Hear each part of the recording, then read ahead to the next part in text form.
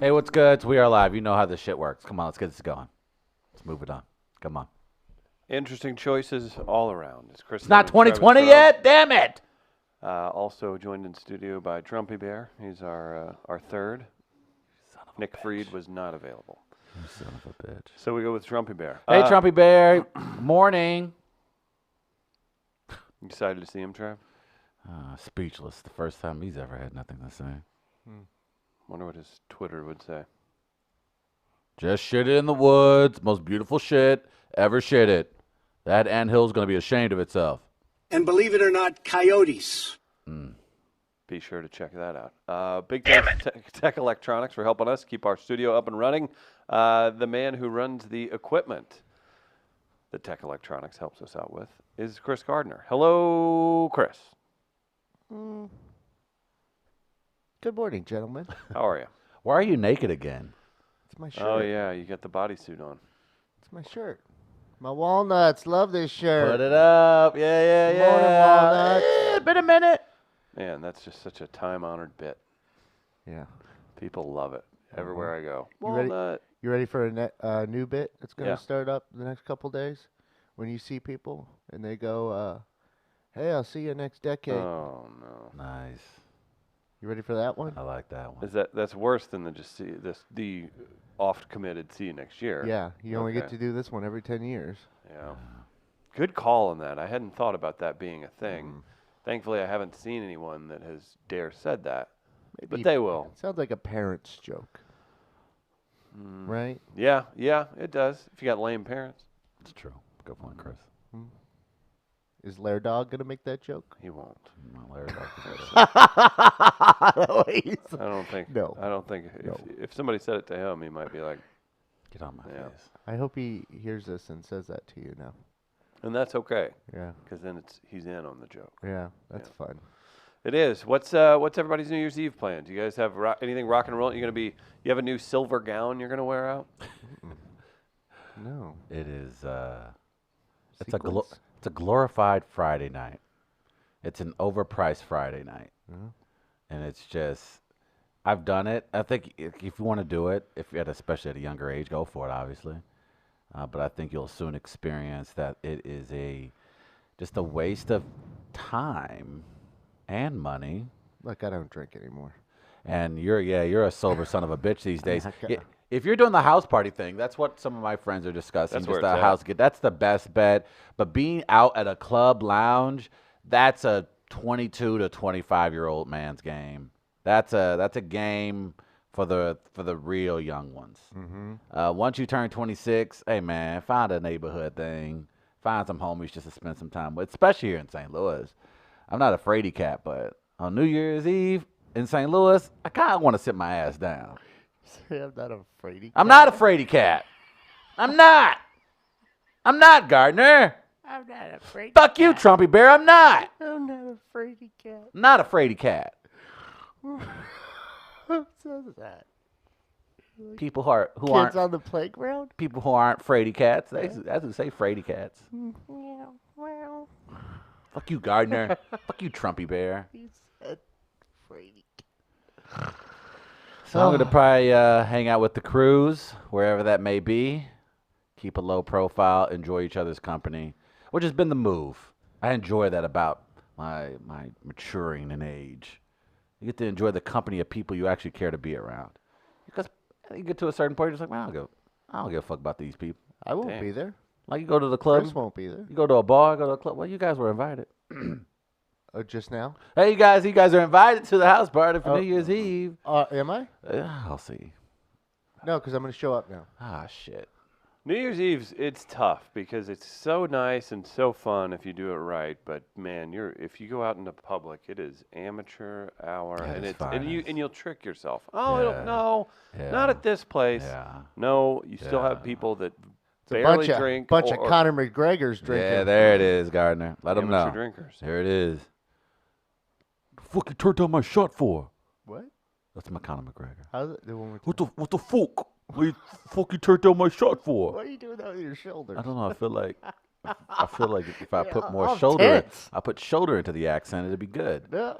That was something. Yeah. What What the fuck? That's really all you're gonna do. Is That's foop, about right. That's all I have. Yeah.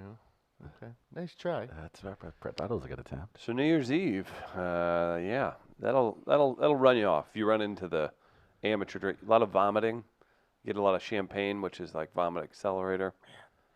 It really is amateur hour. I think that's the part. I think the Gardner's part, like especially being sober, like when you have alcohol by your side that you can partake in when you're surrounded by other drunk people, it makes it more tolerable. But I can't imagine someone being 6 years, going on 7 years sober, wanting to be involved in the worst drinking day of the year. I think it's the worst because it's not even good drinking being done. It's very cheap, shitty champagne and Fireball. That's it. Those are the only two things that are celebrated tomorrow. And it should be a day of Could be reflection. It could be a good night out for dinner. Dinner. Would I be was gonna good. say Gardner's got bad. some kind of tasty treat that he's looking forward yeah. to. Where on the hell are you going? Nowhere. I mean, I've done. Well, okay. What are you cooking then? A porterhouse? Well, depends on what I cook tonight. What I have left over. Oh, you're gonna do leftovers for New Year's Eve. Maybe I'll go get myself a piece of pie or cheesecake. What a simple man. What a simple man. That's all I really need. Living just a simple life, which is all What do you a need? fucking cover. For what? I know. No, you don't gotta I'm trick me. sorry, I'm not a wanting person. Okay. There's certain things I want, but I did have some good food over the weekend though. It's gonna be tough to top. I went over to Beast in the Grove again for the second time. You're trying had to make pork yourself a steak. regular. I You're see what you're doing there. You're Mr. Barbecue these days. Yeah, because I had gastro pit earlier in the week. I had brisket over there. I see you. I see you. I actually tried to go to a restaurant called Sultan, but it was like a 25-minute wait, and I needed to be somewhere. I needed to be down at the Improv Shop on Saturday night. Why were you there? I went to the Improv Shop. Just to check out a show? Yeah, For stand-up or improv? improv. How was it? It was good. It was Look different. at you. was What different. inspired Do I you? need Were to you chip just away at this? Yeah, I think we need to. We definitely need to Why? because Gardner going out in public, especially to social events, isn't part of your background. I saw people that have been on the show. Oh yeah. Yeah. I saw Max Price was there performing, I guess. He was Kenny doing Kynes. They were doing stand-up. Yeah, I on saw them in the sideshow. bar area. Tina Dubal was Look at you. tending bar. Ron Finger, chatted with him for a little bit. You're just making yourself be seen in the improv and stand-up community. What is going on? I told someone I'd go see them perform. All right. When Thomas Okay. Mossberger That was Ah. who looked like John Waters. Look at he does look good, man. Look good. I like that look. He should hang on to that look. Yeah, it was. They had a He show, to back that up with some confidence. He got something working. a show called Very Important Theater. So they just kind of randomly, they don't have a script, but make a play up as they go along. That's great. And Tommy was involved. Tommy was like, they had a little baby that didn't have hands. And at one point they were trying to get the baby hands. But Tommy was kind of a jerk to the baby and was like ashing on the baby's head constantly. That's rude. Yeah. Did you take it out on him like he did it in real life? Like, were you going to never be able to look at him the No, same? I told him I needed, if I would have known you were going to smoke during this show or pretend you were, I would have taught you the mechanics of smoking a little better for Proper, yeah. you. Yeah. So you got a chance to see Tommy perform improv on Saturday night, Mm-hmm.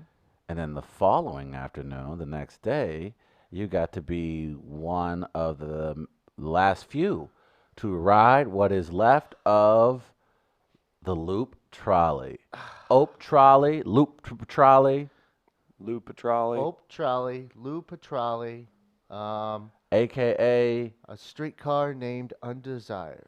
And I think with this design we're showing right now, we might put a shirt out that'd be nice. on blue or gray this afternoon. I was talking with John Beebe yesterday of buyjack.com. Of course you were. So we might have something out a little later today. That's the hope. With a streetcar named Desire. I already have some people wanting shirts that I was talking to yesterday. That's fair. But yeah, I'm a survivor. What happened? So this is the final ride. So, okay, The final ride. as we know it, right? Yeah, it looks for like now. it looks like the good folks at Buy State have submitted a plan to ultimately overtake the trolley. They'll get some information back from some federal officials here soon. but they've already submitted the paperwork, so they're still in good standing with the $1.1 million in federal grant funds that are available for this particular project, aka Loop For Petrala. 1.1 million, like for next year or for what? I think of what's left of the federal grant that they need to utilize in how order much have for the they money already goes used? away. That's Because another it good was question. more than 1.1. Look, if it's one thing we know about St. Louis accounting, it definitely needs So, its audit from time we'll to time. see. So yeah, we will see.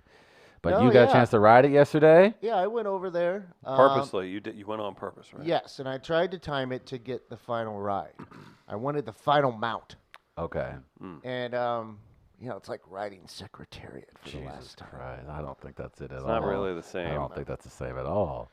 So I was checking Twitter and the socials while I was sitting at my local watering hole, getting a little annoyed because I saw how many people were on it. And I'm like, damn it, I wanted to do like this. I wanted to be lonely on it.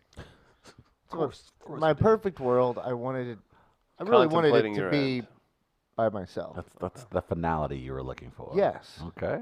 But the finality of it, as it stands now, was very poetic. Okay. It was very poetic. Nope. Because let's not forget that it lasted, I did the math yesterday because I typed it into the Google box. 408 days. 408 days from when it opened to when it closed for now yesterday. But remember the day it began, there was a quote-unquote bureaucratic snafu that wouldn't allow it to go into the heart of the loop. And then, of course, that day ended with crime scene tape on Forest Park Parkway to where it could not get across the parkway. Now, to be clear, the blue 002 trolley did have the correct tracking for it to ride on the tracks, not to be mistaken with the 003, Yes. which was purchased and then realized Which would I not haven't- work on the tracks. I haven't seen. I'm not even sure it exists. Well, It's just Maybe we should check into It was that. just paid for. we should look into that. But that's how it all began. And then yesterday I went over there, and I was a little hesitant at first because I'm like, oh, look at all these people. I'm like, there's already people on the trolley. And then I kind of just wandered and was just looking right near. I was right by the History Museum. That's where I took the Metrolink to the Forest Park stop and walked over there. And then I saw a cameraman I know from Channel 5, so I chatted with him for a little bit. And he said, yeah, my reporter's about to show up to do a live shot. So Sarah Maki of Channel 5 showed up to do her live shot. Last second, I decided I was talking to the engineer, Dewan. And I said, hey, As you do. is this coming back? He's like, yeah, it's coming back. I'm like, is there going to be another ride in it, though? And he's like, I don't know. He's like, we can squeeze you on now if you want. I go, all right, hold on, let me go buy a ticket. He's like, just get on. So I got on back. And it was good. I had, I was talking to another engineer while chatting with a few other people, workers that were in back with me, that were normally drive the trolley. All right. But they're like, well, we kind of been celebrating all day. We wanted to ride the trolley. Yeah. So I was chatting with them while I was in back. And we took it into the loop from the History Museum and then paused for a moment. I guess maybe the stop in the loop is the library or something right there. Right. And then we started coming back. And it was nice free ride so far. Yeah. Everything's going just fine. Yeah. Wind in your hair. And then Good conversation. poetry hit. Okay. Poetry hit because we made a stop and we were getting ready to leave, but then some people were trying to buy tickets and they didn't know how to function the machine, and so doors closed, doors opened back up, let them on, and then the trolley wouldn't go. No. And we were stuck for 45 minutes Oh no. right across from the Peacock Diner. Oh no. Now, I don't know exactly what the problem ended up being. It could have been the doors, but there was also, That carburetor issue. well, if you look right behind this Shut window. up. Just shut up. Just shut your mouth. Shut up. Should I have done that? Shut up. Sounds like a starter. Yeah. You should. What a You click the front of it. Yeah, that's a timing belt if I've ever what heard. an ass. What an ass. But there was like sand underneath like the front right wheel too, and so it was spitting or something like no. that. So I didn't know if we were gonna. I kept Oh, talking no. to the people I was talking to. It was like, hey, All the you don't have to bystanders let got themselves everyone into. know. But I'm like, I don't need to go back to the History Museum. I can just hop on the Metrolink. But I want to see it out if I can. I'm like, is it worth my time to wait? And they're like, I think we're going to get going again. And so I had a couple cigarettes outside. Damn, couple. Shit. Actually, a guy came walking up. I got to check his Instagram a little later. He came up with a big bottle of Corona, took a picture of himself next to the broken down trolley, pouring one out for the trolley. That's pretty funny. Yeah, this guy was chatting with him for a little while. So it was an interesting ride, and actually we saw on the way back once it got going again. We all got back to the History Museum. They changed drivers at one point, and then DeJuan got off. Ed came on. Oh, Apparently Ed is the closer. Ed is like, It's a closer. All right. and so Ed is Bring in Jason Isringhausen Yeah, of the basically. Loop Patrolli. Lou Petrali. And but as we're making that switch over, who comes walking out of an office building? But No. Joe Edwards. No. I hear people No. on the trolley are like, Oh. he better come over here and push us if we have to. And Oh then, my God. like, some of the workers are taking pictures with him and that. And then I'm right he behind. came and took pictures. He came over by the trolley. He's not wearing this as a cone of shame. But people were trying to get him to come on. But maybe he saw like it had broken down earlier. I was like, I don't know if I need to deal with this. And Right. I understand. That's a And bad look, luck. I don't look. This is tough. This whole project, obviously, everyone's made fun of it. It has issues and everything. To get to this point, to make a mistake like this, like Joe Edwards had to do a lot of successful things to even Sure. get to this. To have the opportunity. Yes. So I'm not as hard on him as others are. I understand the issues here. It's not great. But we make mistakes, right? Yeah. I do have a little footage, maybe a little teaser for you. My phone died. I had charged my phone completely before this trip because I'm like, I want to record the entire last trip back.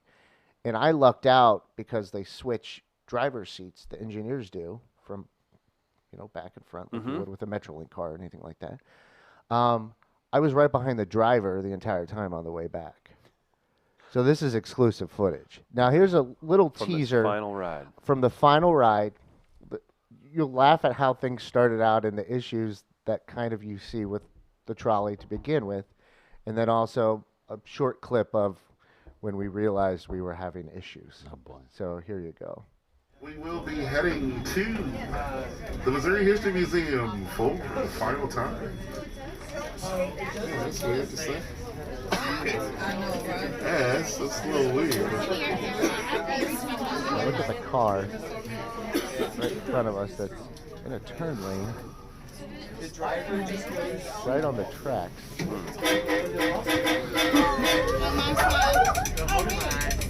Oh no. This is how the ride back started. Oh, that car's freaking out. Oh, I got it back. The car gets in the way right away.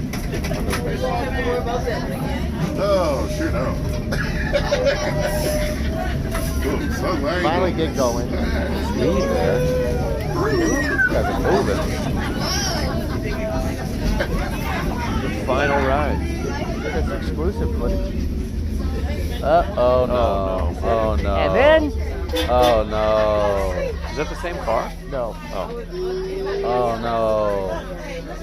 They're probably freaking out because they're doing Yeah. such a shitty job parallel Oh, parking. I you got drove it. here from Baldwin. Come on, keep going. There you go. You got it. You got plenty of room, woman. Good God. How do you know Say it's a a woman?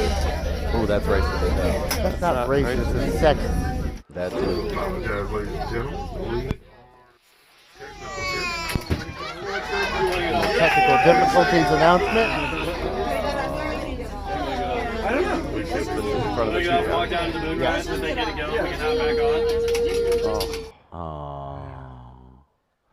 This She is served us well. So I'm going to go through some of that footage this week and But- see what's there. Bi-State CEO Talby Roach plans to submit to his agency's board next month a plan to take over the trolley and run it in tandem with Metrolink and the Metro bus system.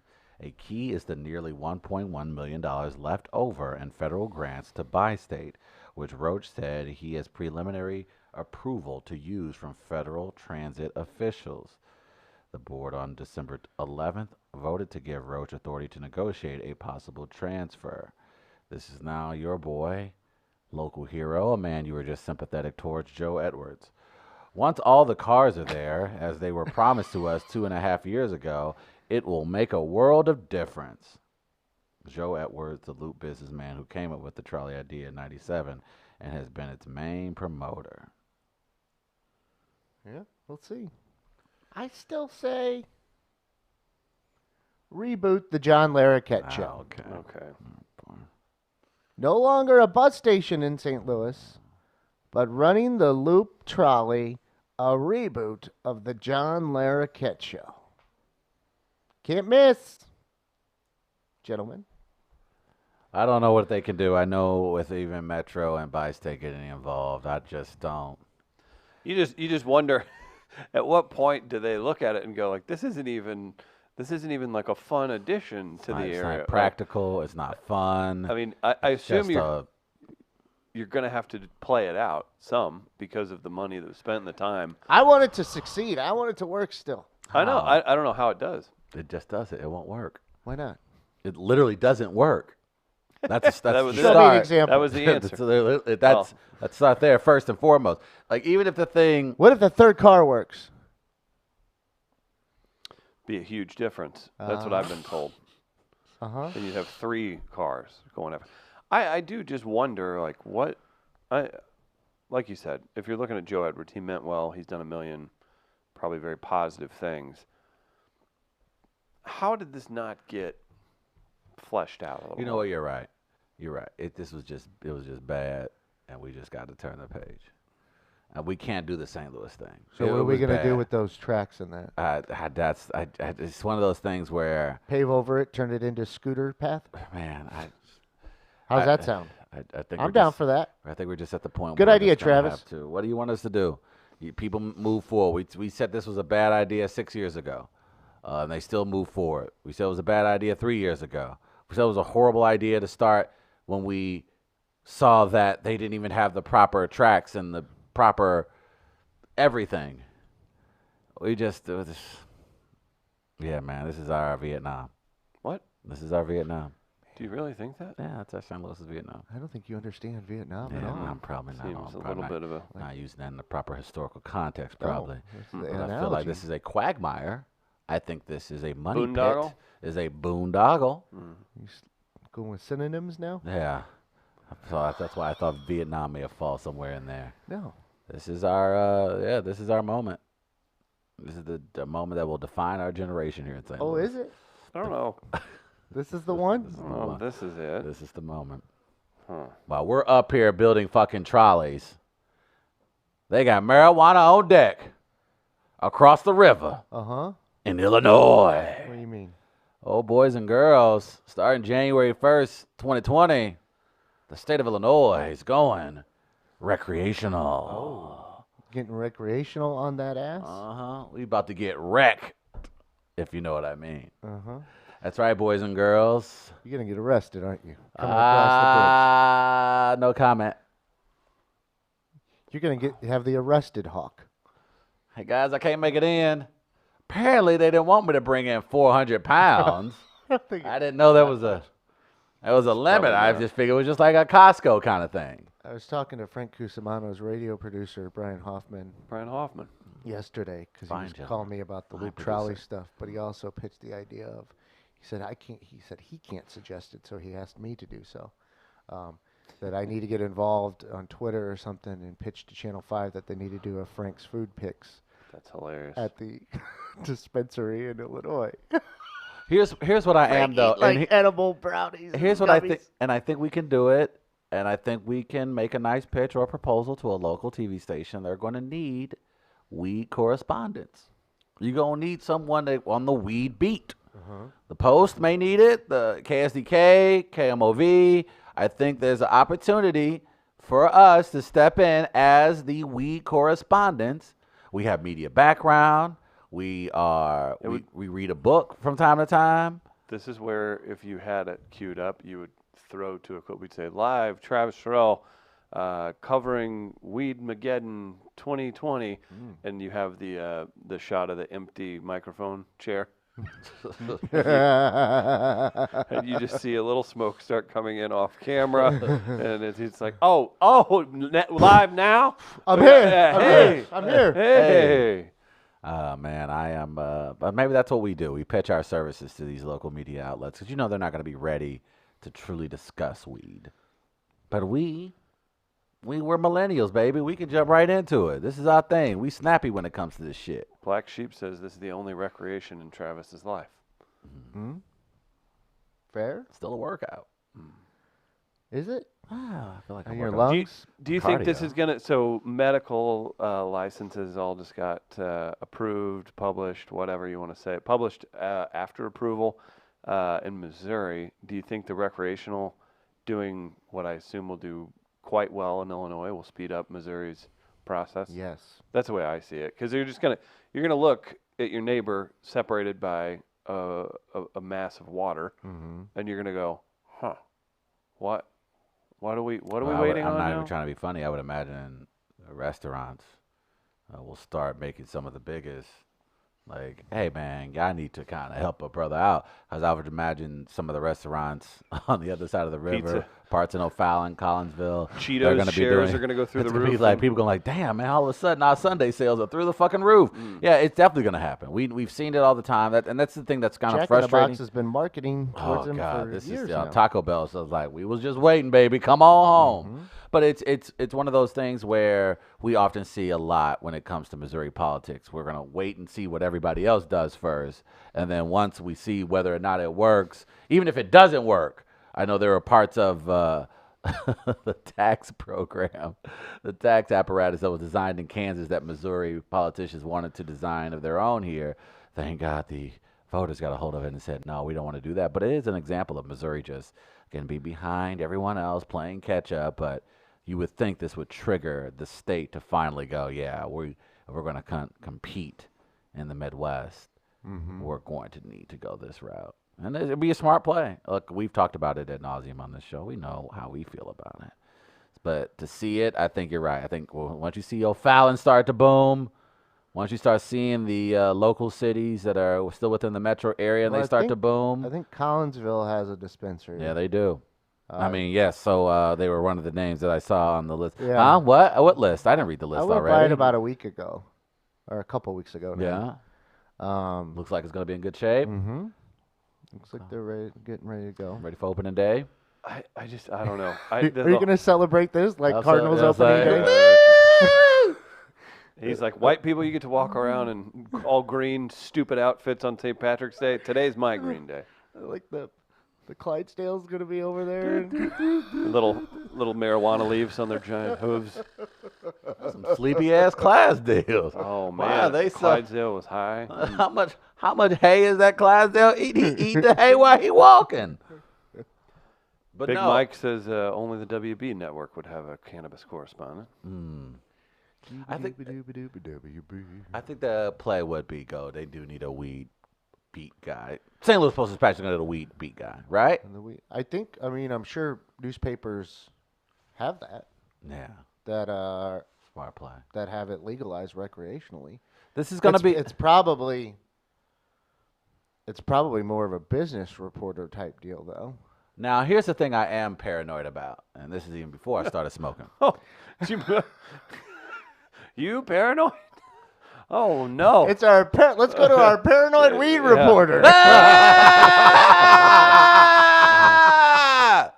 But hang on, it makes me better. They've had the pilot program, I feel like, for pulling people over now for the last 6 months. Of course, because of the rising crime in the St. Louis metro area. St. Louis City made an agreement with the Missouri Highway Patrol to patrol some of the highways, mostly the black ones. But they've made an effort and a move they say will help alleviate some of the stress off the St. Louis City Police to do real investigations. However, I feel like it's been a perfect cover for them to basically get down the highways and the routes that they think a lot of Missourians will ultimately take in and out of Illinois once recreational begins here in a couple days. What's the best bridge? The Eads? What's the best way to come back in? Man, I tell you what, if you're coming back in and you hopping on, I think it's 55 to 70. Uh-huh. I think, yeah, if you're on 55 to 70 coming in, it'll be westbound. Or am I going to have to go all the way over to Jefferson Barracks area is that? Yeah, I mean, if you're trying to get to Collinsville, you're going to have to come through, I guess, you're probably going to come back into the downtown. What would that be, the Musial Bridge then? The Musial? The Musial? There's the Musial. Now Okay. that one, that'll take you into North City. Right. Which Yeah. is, I would imagine, Watch out for the state streets. yeah, I would imagine that the Oh. Missouri Highway Patrol posted. But here's the thing: you're allowed as a Missourian to bring over X amount. You're fine with that. No. You can purchase X amount, and you're subject to Missouri laws. Yeah. You can have it. Yeah, that do not. But listen to Missouri law, anything. but Missouri law, Yeah. St. Louis specifically, there is a certain amount that you can have on you before you are cited. So it's just Right, a so matter of whatever Missouri- purchasing, whatever you're under. Don't just think that you're going to be willy nilly. If you black, just don't think you're gonna be willing. Everybody else gonna be fine. Don't even. You think they pulling over old Karen coming in from Clayton in Yeah. her minivan? Fuck no. Yeah. Hey, she ain't touching shit. You kidding me? Let me see it. Making fun of Karen's. I'm still, you know damn Such a well cliche. Karen and her Dodge minivan ain't getting pulled over. He gonna see those car seats in the back and that white face in the driver's seat. He gonna keep it moving. Oh, But look, he definitely gonna see my black ass in my black ass car. So It is an Apollo, so it's kind of my and also, my fault. you're probably swerving, and there's. Who doesn't swerve on a Missouri highway? Y'all was drunk half the time. Y'all didn't have a problem with it. DUI state capital of the world. hey, man. Sorry, my bad. Kind of got carried away there. Mm. The fact of No, the matter you're is, kinda right, and I am involved in that. now the play would probably be just to take the Metro link, right? Ooh, that's a good call. Can they do a stop and frisk? I don't know if they can do stop and frisk on the I Metro think link. that I would not take that chance. I don't think I. And also the consequences from the other riders Yeah. on Here's the Metro All you do on Link. the Metrolink is if they're going to do a stop and frisk on you, you just wait for the next stop and All right. just get off and run. We How have about a we have proposal an plan? We have an update from a correspondent. Okay, what do we got? Under 35 grams is a misdemeanor, and the prosecutor isn't taking misdemeanor marijuana cases. Okay, so there we go. We're good to go, boys and girls. Whoop whoop. Okay. All right, so here's what I propose. It's I very think clear. it's the Eats You're probably right. because it gets you into downtown It's going to be still. nicknamed Yeah. the Weeds The Bridge. Weeds. The Bridge. Weeds Bridge. Damn it. Sorry, Probably Copyrighted. not McKinley. Copyrighted. Hurry up. Get it on the T-shirt. it's already done. Here's what I propose. It's very clear that blacks are deserving of reparations for obvious reasons. What? So, but I know we can't do anything overnight. In the interim, I You've already suggest. been paid back by not tipping. Great. Wow. Nah, I still got a few billion left. Okay. But what I suggest is that for the first 6 months, that the whites go over and purchase for their black colleagues Okay. I'll do that. for free. That's part of the process. So we give you guys an order. You take your white ass Volkswagen all over to Illinois. How much? How much we Do I- talking? Do I get to do? Can I? If I do this, I Uh-huh. need to put my cheesy white flair on it. Of course. Like as I pull up, you're gonna know I'm there because I've got a Green Day album on. Yes. Yes. Green Day. And you guys If gonna. you realize that they named themselves after weed smoking. Oh boy. Say weed smoking like Weed smoking. Thank you. I've read that in Missouri you can have up to 18 plants with a card and caretakers living in the same home. That's with the medical stuff. That's my kind From of boy. Royce. Okay. What do they got? Like 12 or so that they cleared to grow in Missouri, I think. If you look at that clearance list, it's a bunch of hedge fund stuff. Oh yeah, it's Like holdings companies owned by lawyers, and that's all. that's so disgusting. Like, because there was one I was There's looking somebody. at. They're taking him to court today. Who?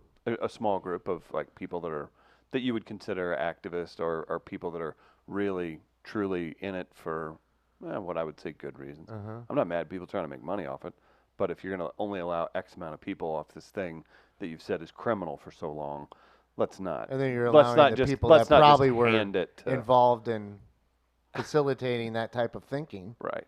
Then yeah, go fuck yourself. Ugh. No, because like I looked at one, I can't remember the name of it. I'm like, who's this? All right, let's look at the LLC on this one. Okay, here's this guy's name.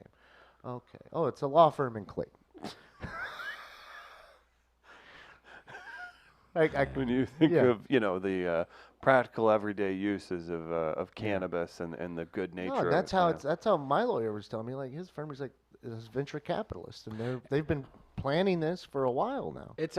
I'm definitely looking forward to seeing what the fallout is. To Chris's Like, point, here's what Lyda Cruzan should do: immediately just announce a decriminalization. she could do it in right the- now. She just could do it do right it now. right the she fuck could do it now. right now. and then make the state stop you again. Yeah, They did it yeah. with the minimum wage because And they that's- really don't care. You know, they want a smaller government, but they don't want us to really control Right, what we do. Right. Come on. And that's where, and I say, and I think you've even mentioned this before, Gardner, when you say you need that kind of a leader, that kind of personality that would put themselves out there. Like at this point, Lyda Cruzan feels like she's playing it quote unquote safe. And my question is why? Considering where the city is financially, considering where we are politically, like there's no need for you just to try to play it even. Somebody's going to have to step up and have the balls to make a bold decision to Be put this city, proactive. be very proactive. And You, to you Gardner's talked point, about yeah, it us being reactive to things all the time. we're very reactive, and that's kind of that. You're that's, still going to be, in a way, reactive here, but in the state, Yeah. it would be a proactive move. it would be a very At proactive a move. national level, obviously, it's not. We're still way behind. But I think that on a state level, for a municipality, a city like St. Louis, to say, you know what, screw it. We're looking right across the river at people that are going to be banking money, Right. and they're going to be bringing it back in. Yeah.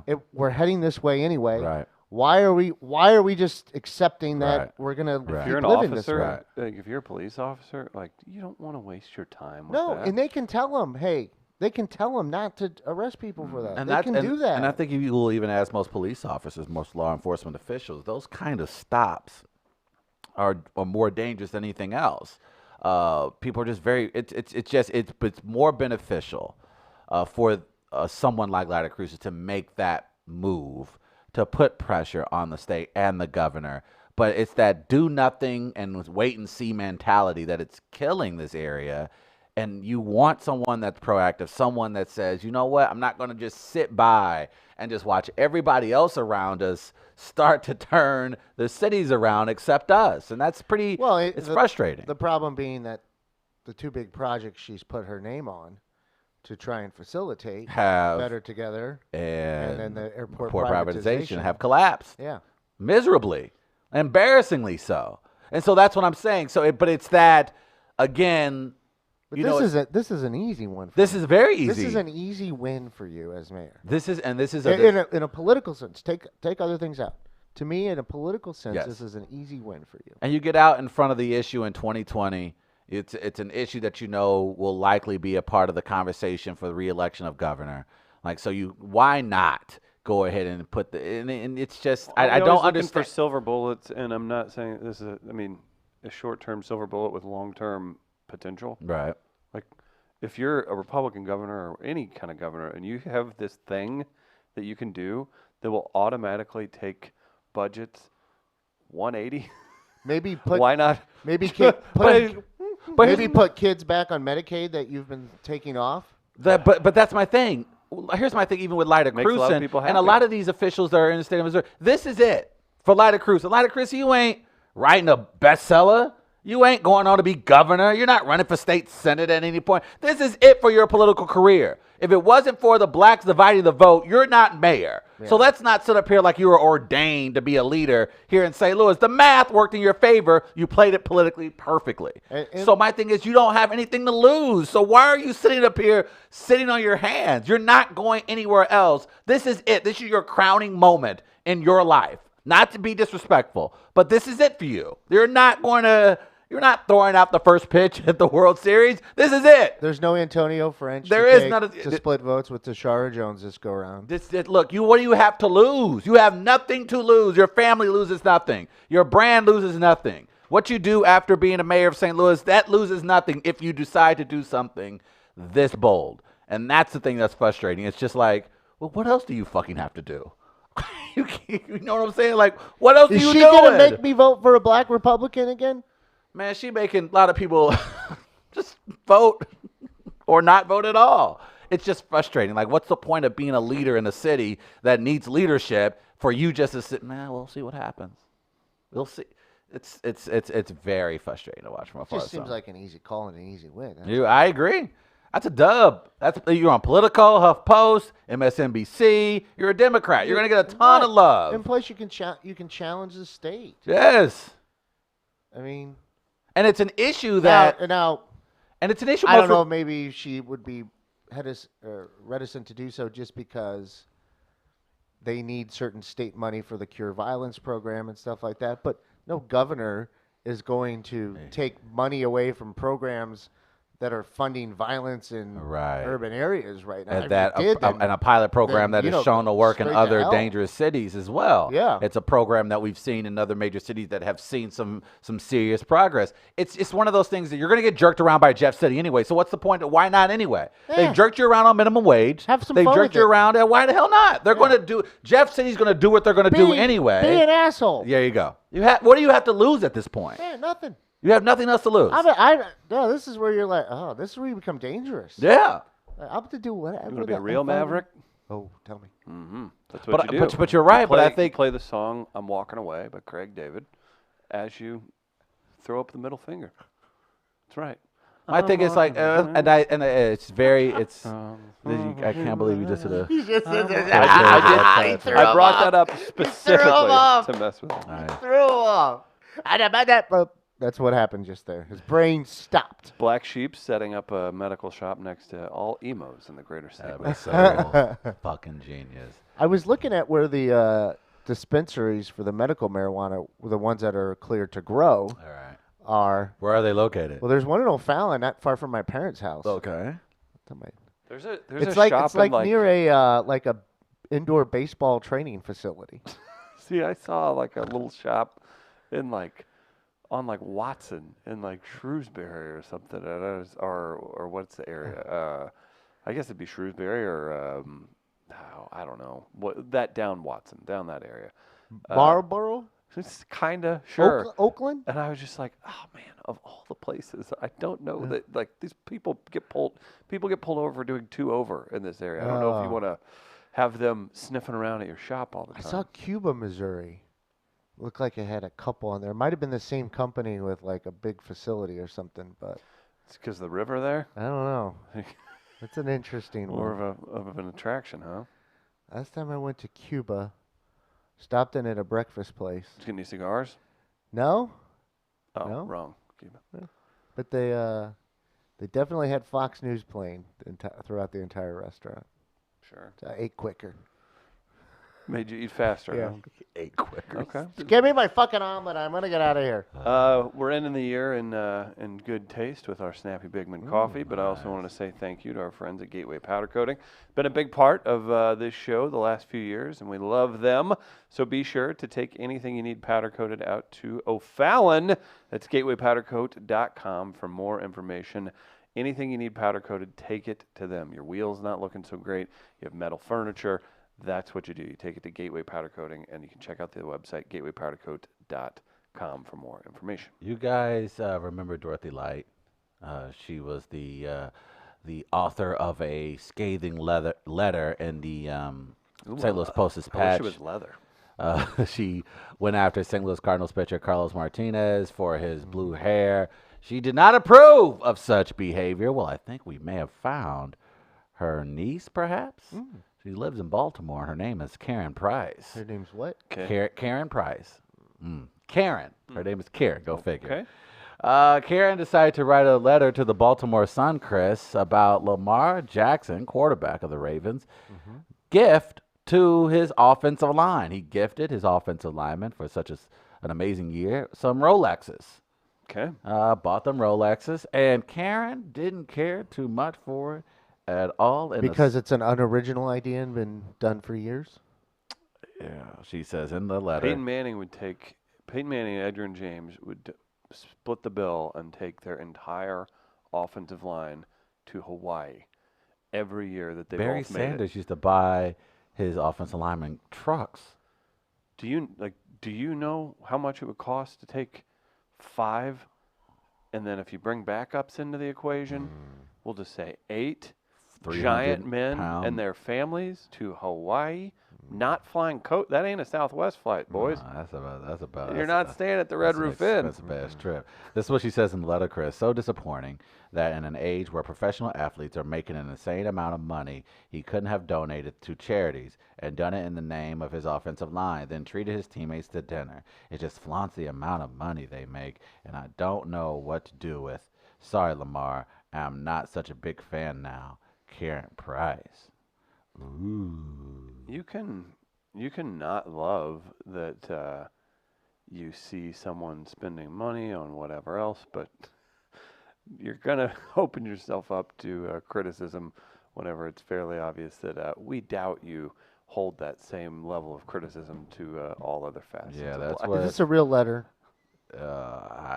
It looks like it's a real letter. I think this might be Russian troll It farm could be, trying very to get much us so. to have a race They're war. Just good. having Karen as the name. Yeah, Karen is the name. It's pretty funny. Karen Price, one tweeter points out, forgets that Tom Brady got his O-line Audis. Aaron Rodgers got his O-line $20,000 ATVs. Yeah, but they're white. Thank you. Oh. Hmm. Oh. Raven fans, as Chris pointed out, blasted Price for attempting to shame Jackson over the extravagant gift and pointed out that the QB has done his fair share of charitable work over the years. In 2018, he donated $25,000 to the Louisville-based organization Blessings and a backpack and about $4,000 to Mission Hope for Kids. He's also worked with a number of youth organizations such as Baltimore Boys and Girls Club. People also pointed out that Jackson's salary, while he's a very impressive player and looks like he's going to be the NFL MVP, is only bringing in, and I say only in relative terms, Yeah, but if $910,000 this year. considering he's MVP candidate, Pro Bowler, and had the team with the best regular season record this year, he's a quarterback. We're looking at what? How much does Drew Brees make? 20. Yeah, you would think Lamar eventually is going to get his paycheck, but He will. But his production level he's literally playing it. yeah, he's playing at Aaron Rodgers, Tom Brady's 500% salary. Yeah, absolutely. Deduction. Yeah, this some of these stories I kind of miss when I'm not on Twitter anymore. But that I looks like do Twitter wonder if is that's a gonna- setup. It possibly could be. I mean, But then everything in life seems like a setup that's so ridiculous and true. everything too. feels like everything does feel like you're fair. not. I'll say that to somebody, and we've talked about it here. But is this happening? Is this Yeah. how you act? That is a thing. I did. I saw the story, but to Gardner's reaction, I felt the same way, Gardner. I was like, yeah, this story comes out every year. Whoever running back or quarterback that has a phenomenal year, we often see that story of that athlete purchasing something for the offensive line. And I don't know, I feel like Matt Stafford just did it we recently. I feel also- like we see this story every year. People do it with that best fans in baseball account, like the Cardinals Twitter account thing. Like, we also give too much credence to a very, very small amount of people. One tweet from one crazy person in God knows where does not represent how everyone feels about it. But it does. But since it's served up to us, and it's like, maybe well, it's online. The Baltimore Sun published this one. Mm-hmm. So, but maybe they saw that, oh, her name's Karen? Oh, this is going to be fucking Oh, good. absolutely. Yeah, I think, this is gold. Yeah, I think definitely you always have to be leery of whether it's trolling or a troll farm. I think that's fair. I think you're right to a degree that I don't want to continue to give platforms to people like that. But you also have to. I think what I don't know. Maybe this is what the Baltimore Sun was attempting to do, but there's an undertone. Like the athletes have spoken to it. That a lot of the customers in the NFL are rich white people, and the product is poor a white lot people, of actually. black people, and so the athletes themselves have talked about that dynamic before, and you sometimes wonder is that if that undercurrent is there, and you kind of it's weird that someone would pick on Lamar Jackson for this, and to Gardner's point, especially when there are other white quarterbacks who have done things similar. So I think it just maybe they were attempting to speak to the undertone that these athletes talk I about a wonder how lot. much Karen really cares about charity. Yes. I wonder what, like, and I don't want to go down this path, but like, Colin Kaepernick donates money to charity. Does she Right. champion that he Right. donates money to charity, or Right. does she? Like Where does everybody she else. fall in that? Like Venn he's only diagram? donating because he can't get back in the league. It just seems like, and I'm stereotyping clearly, that maybe she wouldn't have that kind Right. of perspective or champion Right. that. That's all.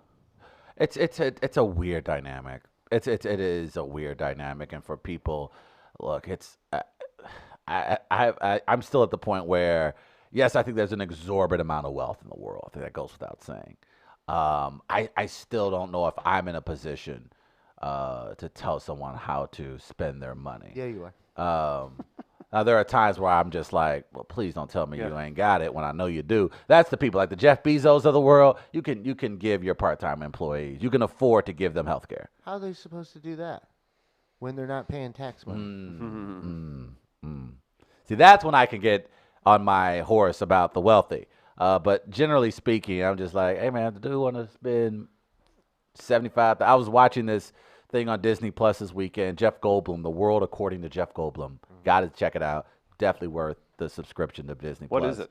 It's him basically going around and covering the origin stories of these random commonplace items that we take for granted in our lives. So he's talking about Combs. he does sneakers, tattoos, ice cream, and he does the Jeff Goldblum thing with it. You know what I'm saying? So, but it's like it's done with along National Geographic. So it's done like with detail and seriousness with Jeff Goldblum's flair, and it is the money that the first episode is about sneakers, and he goes to this thing called SneakerCon in LA, and there's just a bunch of young black, white, Asian American kids with wads of cash, probably about as thick as this table, going around this convention center buying and selling shoes.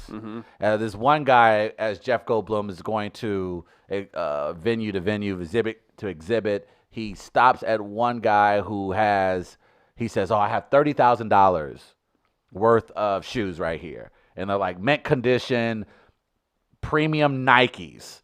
And I guess this guy who was walking alongside Jeff Goldblum explaining the conference to him is considered one of like the icons in the shoe community. Right. And the guy goes, the guy's making his pitch. He's like, yeah, here are my custom shoes. They're worth $30,000.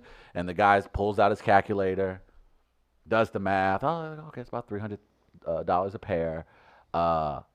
Okay, let's do it. He's like, can you take a bank transaction? And guy's like, nah, man, I can only do straight cash. And the guy who Jeff Goldblum is with goes, all right, cool, I'm going to need you guys to stop filming for a few seconds. I need to take care of this transaction. So these guys, there's so much excess in the world where you got these guys you just never have heard of just walking around these convention centers across the country, across the world with $50,000, $60,000 in cash, buying and trading tennis shoes. So I get that we live in a world of excess. I understand that. However, if them motherfuckers want to spend $30,000 on tennis shoes, who am I to tell them not to?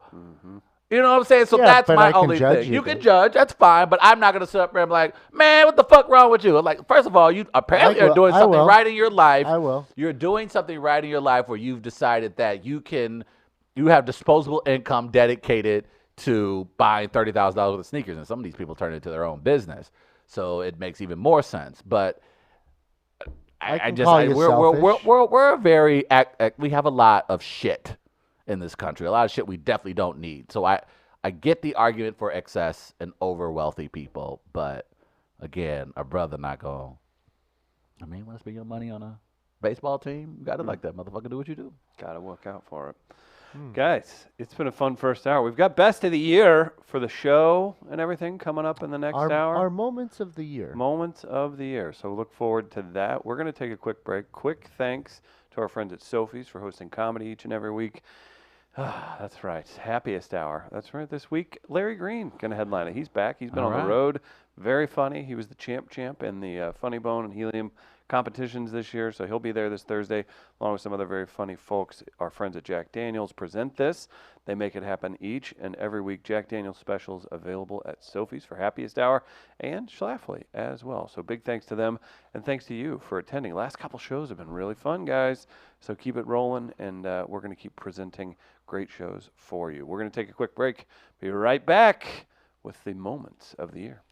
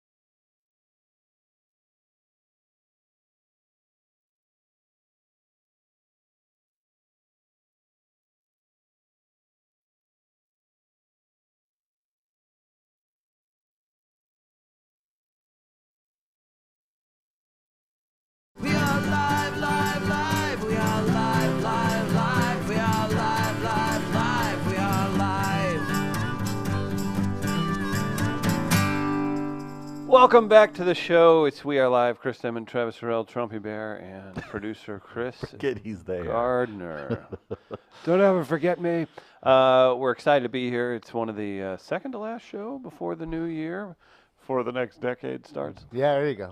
Penultimate. Penultimate. I love that word. Definitely has been a fun year. It's been crazy. We've done video stuff, not quite a year, but we're working on that. It's been a fun time. So appreciate everybody checking it out and supporting us as we push forward into the new year.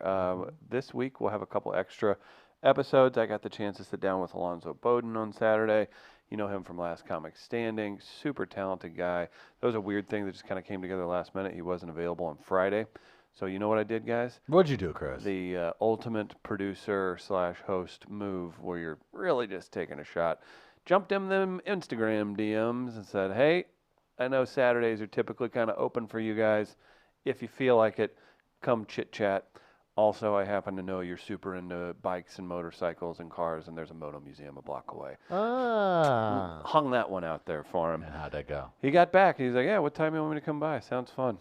Yeah, we had a good time. You guys go to the Moto Museum? No, he didn't, but he was cool. Is he It out was riding good. Ducatis around? He has that. He's got a, we talk about it in the convo, but he loves scooting around LA in a BMW M3. And he's a guy that went out to LA at first for, it would have been what, Boeing or McDonnell Douglas at the time. Like he was in aerospace to start his career before he ever did comedy. So he's kind of a gearhead, but he also hosts Wait, Don't Tell Me on NPR. So he's an interesting guy. Yeah. He's got a lot going on and very funny as well. He So was yes, one of check our that fir- conversation out. Yeah. And Alonzo was I one of respect our him. His very hands first are big too. huge guy. And we respect him the most because he was one of our first guests on the radio show. Uh-huh. And he came into town to do a show. That was when we were over in the Central West End radio station. Oh, the And- DeBoliver neighborhood? Yeah, and so It's not the Central West. our recording studios, aren't what they currently are. We had to use what was available at the DeBoliver building. And so he was a good sport. For those who are not familiar, it was basically a 1976 contraption that recorded, we thought was audio, and it was inside of it was about 2 feet by 4. And I don't know if you've seen Alonzo Bowden, but big guy. And so are Chris and myself. So we squeezed into that little room and did an interview. And he was so kind and generous, and he gave us about a good 20, 25 minutes, and he talked. Photo we took, we're all pointing at the 70s recording here. It was old, and he was a tremendous sport. I was like, we've been on the radio for 2 months, and you are Good doing time. this interview. You, sir, are a true professional. So Yeah, I he's always a remember big those fan. sports. Yeah, They they were fun. they were something else. They definitely were. Real quick, shout out to St. Louis Counseling Services. If holidays have you stressed and need to speak to someone, be sure to drop St. Louis Counseling a line. They're extremely helpful. I've seen it, I've recommended, and with great success. Several people that I know have used their services and speak very highly of the services they provide, the patient care, everything else. So stlouiscounseling.org for more information and check out the podcast Mental Health Matters online as well. And don't forget, later today, I'll put a link out on my Twitter. We should have these shirts ready to go too. A Oh, you're doing it. streetcar- You yeah. got it through By Jack. Yeah. Okay. So we'll. I want to finalize. I think the design. This is the final design that you're seeing on the screen. Okay. Nice. But just need to make sure that everything fits with what we're doing. And then by this afternoon, I think we should have something out if you're looking to purchase. Congratulations to you. By the I already way, had somebody give me a $20 bill yesterday. Said, Nice. Give me a large. nice. That's great. We're gonna get to some of our favorite moments of the year here on We Are Live. I did want to give a quick shout out because this and End of the show? I just want to send my thoughts and prayers to the Kansas basketball team because after their win against Stanford yesterday, their engine stopped working on their airplane. Yeah, I saw One of the engines stopped, so they had to circle back to San Jose Airport, where they all landed safely and everybody's okay. Don't you take Devin Dotson away from me. I tell you what, look, we can be the biggest asses towards each other as KU and Mizzou fans, but I would never wish that upon anyone, and especially as young kids. You travel a lot, and that's the last thing you want to go through your mind is engine issue with the team playing. So I'm glad those guys are okay. I'm glad I think they fly out, I think this morning, I think. Yeah. So yeah, Godspeed to them getting back safely with their families, and that they are good to go. But I saw that story late last night, and my heart sunk for several reasons because, again, airplane safety is probably at its best it's ever been in the history of aviation. However, that can't be good for a 17-year-old who may be taking airplanes for the first time now that they're playing basketball. So I can only imagine. And, of course, we've already had terrible moments in college sports history with charter planes and basketball teams. You've lost an entire We've lost an basketball entire team. So, yeah, Oklahoma State is the Well, most recent one that comes to Right. mind. Back in the 70s, Evansville, the entire Yeah. team was killed.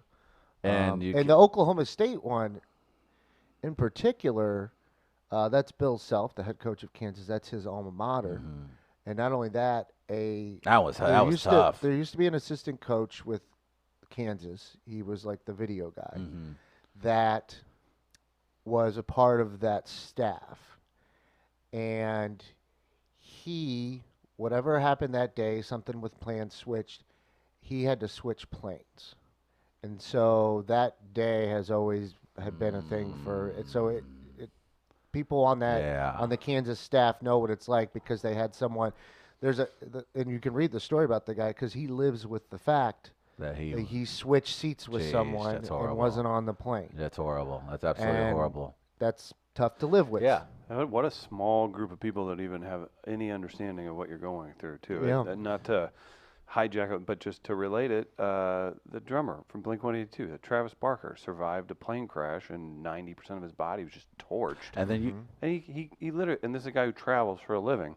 He's like, I'm not flying anywhere. Are you kidding? It was just a weird weekend of some very peculiar crashes we saw with the tourist boat in Hawaii, tourist helicopter in Hawaii, where six passengers were lost. There were no survivors, excuse me. And of course, with LSU, they died. I didn't know. Yeah, they died. There was no survivors. They found the remains.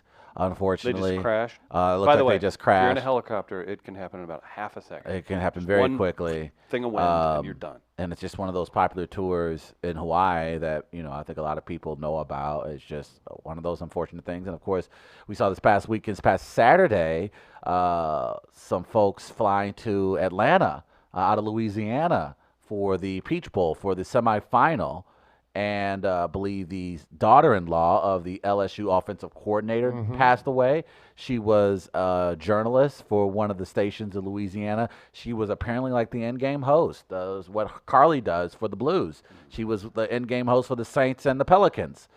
She lost her life, and other passengers as well heading to Atlanta. So it was just a weird weekend of aviation issues. So I'm just very happy that Kansas situation turned out to be okay, because I saw the video and the footage, and the players were more calm than I would have been in that situation. Yeah, they did all right. They did. Oh, yes, they did better than old Trav would have done in that situation. This is now where we are in society where someone on a basketball in studio show is gonna be like, what does this tell us about their calmness? Oh God, there's gonna be. Oh God, ugh. Yeah. You're gonna get one of those now. It was also I saw a little interesting note on Twitter as well. I know Dari Noka, I guess, of ESPN, they were interviewing quarterback Joe Burrow. By the way, 7 touchdowns, first half, blowout of Oklahoma.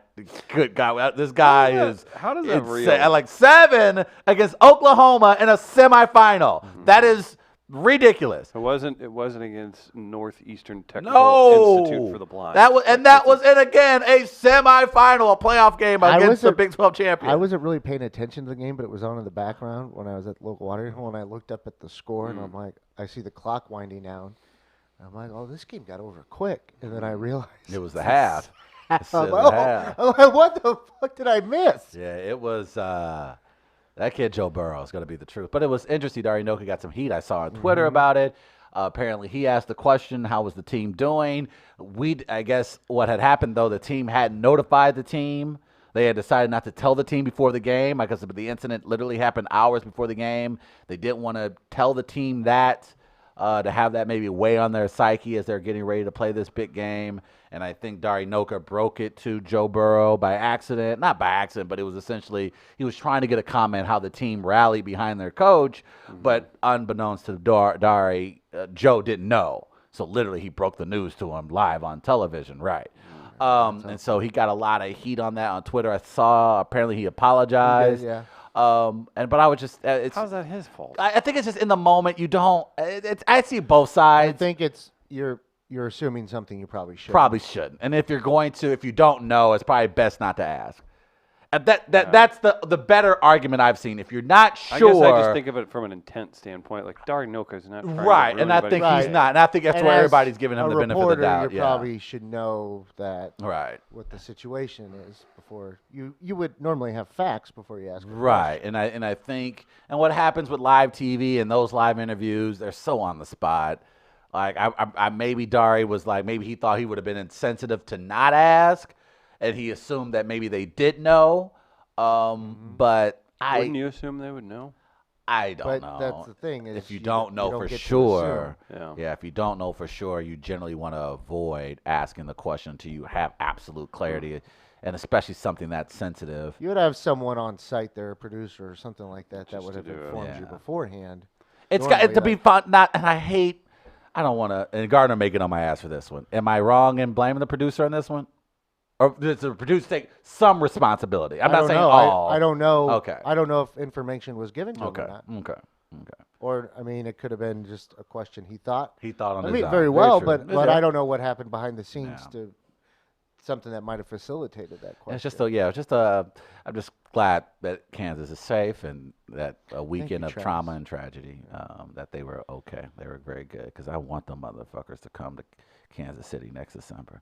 Oh yeah. Oh, You sure? I look forward to it. Woo! Chris is gonna be delightful, my friend. Why? Slapping those Jayhawks around. You think that's Hey, gonna little, happen? hey, little bitch. Hey, little self. Hey, little bitch. Stop hitting yourself. Because, Konzo's a bigger man. He going to be like, stop hitting yourself, self. Stop hitting yourself. You get it? He's hitting You think himself. Mizzou will have it all figured out by next year? Oh, no doubt about it. Mizzou will be on their way to the Final Four. Bigger man, but not a better coach. Yeah, we'll see about that. I think that's already been established. I don't want to know about that. One's a Hall of Famer. Well, if we got Hall of Fame money to pass to your players, then sure. That's not his money. The great black sheep letting us know that one of Scott Frost's first big moves at Nebraska was determining that Joe Burrow wasn't good enough for his team. Do you know that? Have you heard that? I didn't know that was the story. That I just is- know he left Ohio State. I pulled it up and it said, Joe Burrow, I really wanted to go to Nebraska, but they told me I wasn't good enough. Now, I still want to hear. I want to hear both sides of that story. Like a lot of kids can also. Joe, you don't remind me of Eric Crouch enough. I don't think that was how the conversation went. How do you think it went? It probably was just like, oh, hey, I'm recruiting 19 other 5-star quarterbacks that want to come to Nebraska. Like, I find it difficult that someone said to Joe Burrow, you weren't good enough for their school. I had Calling one him a offer. liar? I had one I offer. think he may be misremembering. I had one offer after my junior year of high school, and it was my dad's team. I wanted to go to Nebraska, he said via 247 Sports. They told me I wasn't good enough. Who was that, man? Scott Frost? I find that hard to believe. Scott Frost is a... He said the Ohio Bobcat. Let's see. Joey Burrow played high school football in Athens, Ohio, but he spent much of his youth in Lincoln, where his father, Joey Burrow, was an assistant coach. Joey played at Nebraska, and he coached Joe's older brothers, Jamie and Dan Burrow, who are also Cornhuskers. Joey Burrow was on the staff at Ohio U during Joe's high school years, and for a time, his only FBS offer was from the hometown Bobcats, which he said was probably a pity offer. He wanted more. He wanted Nebraska. Yeah. That seems legit. Huskerland is that Burrow was recruited during the Mike Riley era. This is all, yeah. So there you go. I can see him not being offered. I can see that. I Wait, don't hang know. on. And this is from Dennis Dodd. 90 minutes ago, the Ohio State University's Joe Burrow announced he was leaving as a grad transfer. I would suppose Nebraska is an option, but as Scott Frost told me last month, you think he's better than what we got? So Scott Frost did There you go, Trav. decide that. It's a direct quote. It's a direct quote from at Dennis Dodd CBS. It's a direct quote. Whoops. Scott Frost. Got some explaining to do, bro. He was thawed out on that one. Oh boy, Scott. okay. Oh, Scotty boy. That's oh, bad. That's bad. yikes. But then, I mean, that also just shows too. Where it's like, 7 fucking touchdowns in the first half against Oklahoma. Good God, you literally just you mollywopped the Big 12 champion in the first half. 7 touchdowns in a half, Chris. That's you can't do that on EA Sports. That is silly season, man. LSU mollywopped OU. It wasn't even close. I never heard the term mollywop before. Man, this is to Travis that Farrell LSU original. team, man. LSU and Clemson, man. That's going to be a nice championship. Who's gonna win it? It's got to be LSU. It's got to be LSU. Like, look, Trevor Lawrence, the kids balled out. That comeback. That was a nice. Up until that point, the bowl games were sucking ass. The playoffs sucked ass. These games were awful. Even if you're a gambling person, you're just like, this is terrible. But, man, Trevor Lawrence made a game, got him back into it. What a rally by Clemson. Because that was a very good Ohio State team they beat. But, man, that LSU team just smacked around an OU team that's really, really good.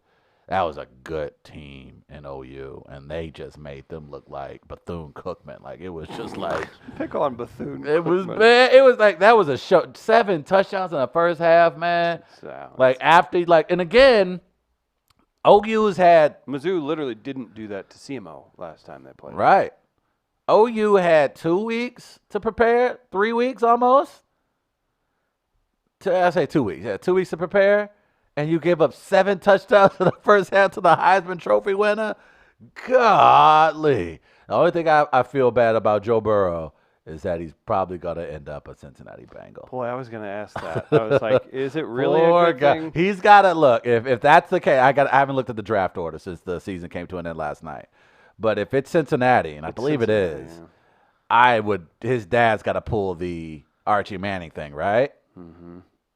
You got to pull the Archie Manning thing. No way you let your child go to Cincinnati, right? You got to pull the John Elway, I refuse to play for you if you draft me thing, right? Joe Burrow going to Cincinnati is the end of his life. I don't know. It's the end of his. Why do you have to speak in hyperbole like that? The Somebody in the local watering hole said game changer yesterday next to me, and I didn't even know who they were. I almost spun and slapped him. If you don't. I was listening to that We Are Live show. That Travis Gregory had a point. But Joe Burrow's got some Ohio roots, right? Yeah, he's from Ohio. He's from Ohio. Yeah. That's fine. First mock draft I pull up, they've got them Bengals. Joe taking Burrow's Burrow. poor guy's got to be like, "Man, I'm sick. Hey, I can't come in today. The Draft Hawk got me. Yeah, Draft Hawk. Yeah. I heard somebody use that before. I'll use that one. You would Redskin. You would have been the worst, athlete like a good athlete, like a really good athlete. Because You people would have would been still so need him. entitled and privileged. Oh, yeah, man. No You'd have doubt. been a pain in Oh, the yeah. ass. I wouldn't say I've been Antonio Brown. I wouldn't have gone that far, but I would have No, probably. you might have. I definitely would have had some Baker Mayfield in me. I definitely would have been an arrogant little son of a bitch. Oh. I probably have a little Baker Mayfield in me. Little Johnny Manziel, Just definitely. imagine if you somehow, some way, back in the day, would have been the first pick in the. You'd be so annoying. Joe Burrow going to assistant. Oh, poor guy. Enjoy it. Hey, man, maybe stay for another year. You should do you should redshirt next year. Just not play, take the year off until the draft resets the next year. What is he? What's his? Was he just a transfer? I think it was or just a grad grad transfer. He was a grad transfer. No, I don't know if he was a grad transfer. who? He was a transfer from Ohio State. Was he a grad transfer from Ohio Joe State? Burrow? Yeah. Yeah, that's what it said. And he played last year and then this year. Yeah, you'd have to check on those grad transfer rules. Yeah, I don't know, but I would. If that's mean, the if he case, was- I don't know. Yeah, that's maybe he redshirted and he graduated as a junior. Do you really want to go to Cincinnati and play professional football in Cincinnati?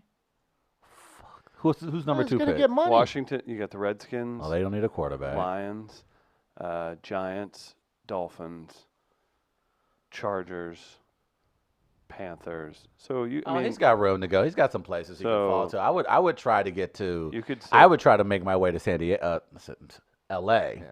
I would try to. If I'm L.A., I trade whatever I can get to try to move up. Miami. So Cincinnati has it. If Cincinnati, maybe Cincinnati's convinced that Andy Dalton's still the future, and so maybe they don't need a quarterback, and you can convince them to trade up. But if you're LA, you're the Chargers, you don't have shit going for you. Phillip Rivers is coming to the end of his career. He's got to take care of one of those 11 children of his. Yeah, then maybe I he saw a can't quote. retire. I That's saw a also quote true. yesterday that said retirement is not an option right now. For Phillip Rivers? That's what he said. He said he'll play elsewhere if he has to. Which he's Y'all still a don't very care. good Y'all don't quarterback. care. He is a serviceable quarterback. He's not a quarterback that's going to lead you to a Super Bowl, and he's not a quarterback that's going to put asses in seats. Rex Grossman went to a Super Bowl. Let's not. You putting your money on? I don't know if I'm putting my money on Phillip, but nevertheless, if you're the LA Chargers, you need a brand. You need something. Clearly, it's not working for you out in LA. Motherfuckers ain't fucking with you at all. Like the soccer, their two soccer teams are better as far as fan loyalty Yeah, than that's they how have that's right how now. I prefer it though. Now I'm fine with that too, but if you're LA, you're just like, yo, Goodell, you owe me one. Look, you told us we had to go along to LA with this bullshit. Whatever you gotta do, the Patrick Ewing freeze the card. Pick us. We're the number one pick. Make that work. So we got a few thoughts here, by the way. Also, so Yale says teams have been accused of tanking to get a better draft pick. Couldn't Burrow simply tank the combine to land on a better team? Oh, Burrow could barely throw a pass more than 6 Comes out- yards. Comes out smoking cigarettes. Yes. Ran a 6-second 40. He just walks the 40. Mm-hmm. Ew. Also, before we jump into other crazy things, we did want. Sorry, go ahead. Oh no. Oh no, I thought you had something. Before we get into it, Yale wants to let everyone know all trolley themed T-shirts must be approved by Yale because he runs these rails.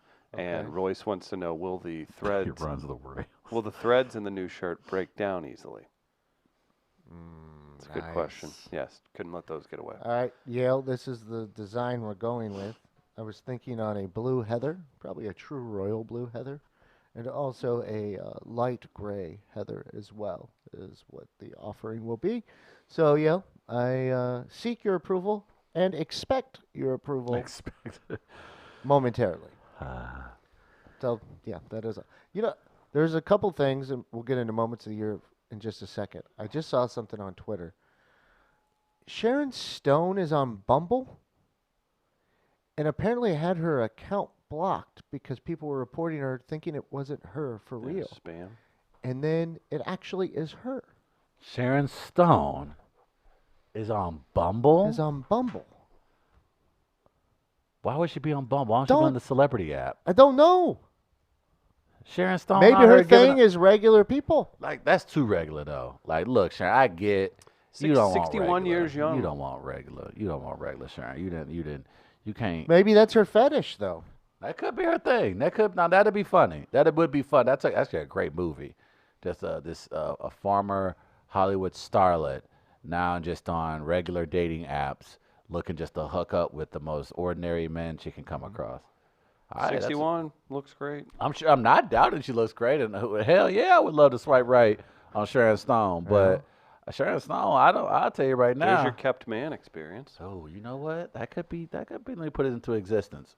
Put it out into the world. I just thought you'd be interested in that, Travis. Sharon Stone. That'd be dope. That'd be tough. That'd be tight though. If you out and you swipe like, oh shit, who you going out with this one? I got it. So swiping right would be your basic instinct there?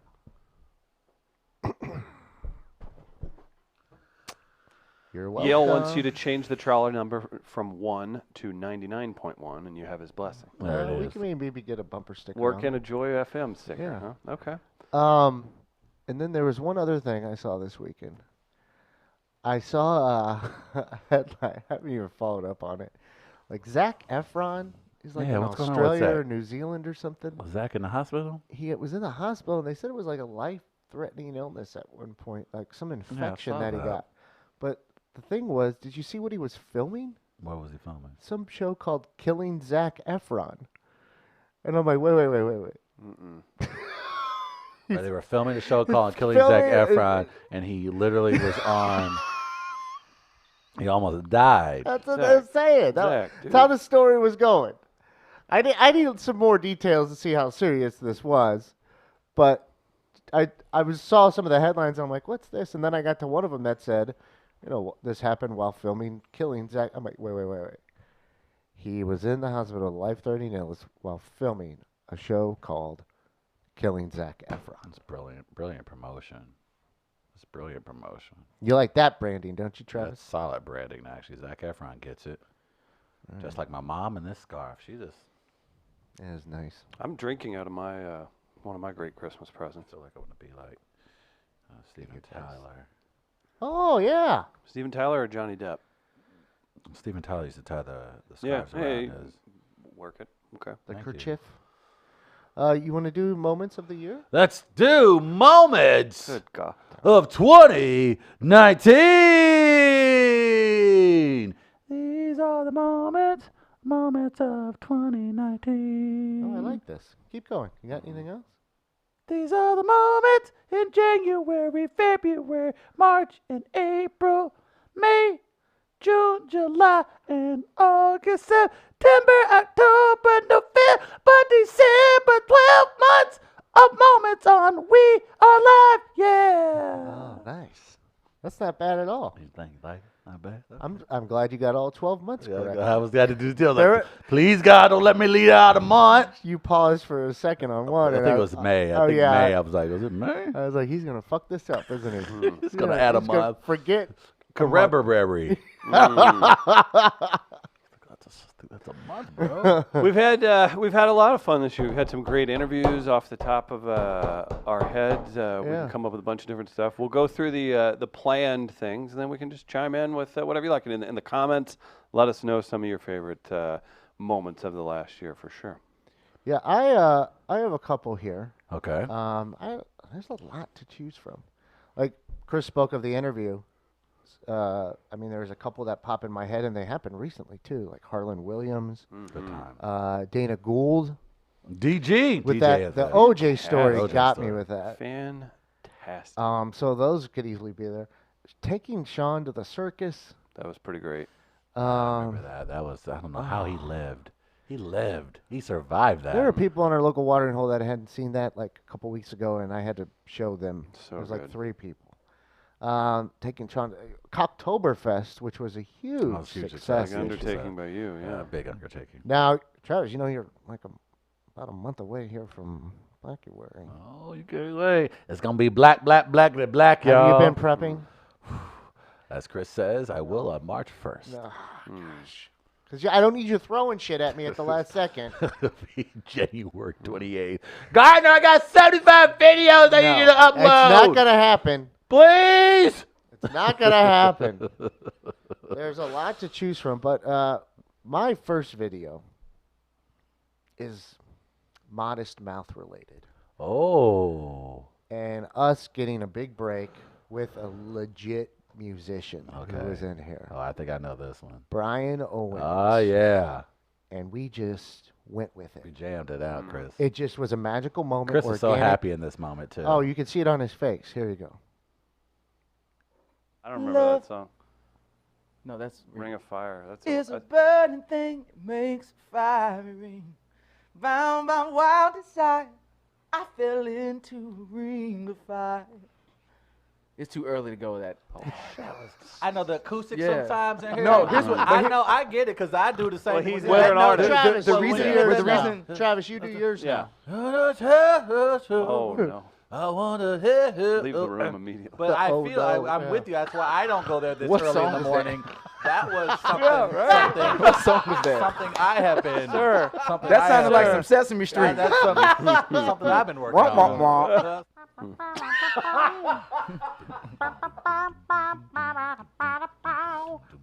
Take him home, Brian. That's nice. It is the night.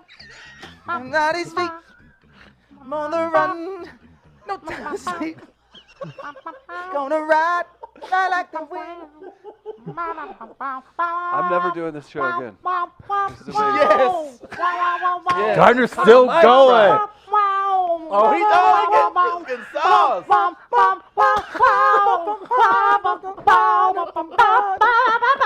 Oh, What a moment. What a moment. We're doing it that night. We're doing it that Whoa! No, no, no, no, no, no, no. I'm back. No, no, no. Where was I? Oh, my Say, gosh.